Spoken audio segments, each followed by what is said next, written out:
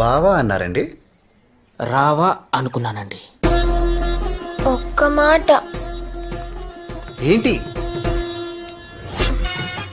బావా ఇందాక థ్యాంక్స్ చెప్పడం మర్చిపోయాను. Thank you.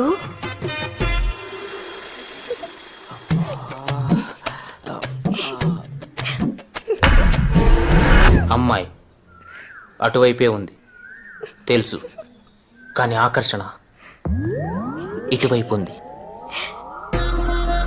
హాయ్.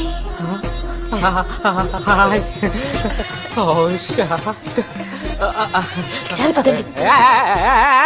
నీ పేరేంటి నాన్న? గురుగారు ఒక్క మాట. మాక్సిమం 5 minutes టైం ఇస్తాను పారిపోవడానికి. 2 minutes చాలు.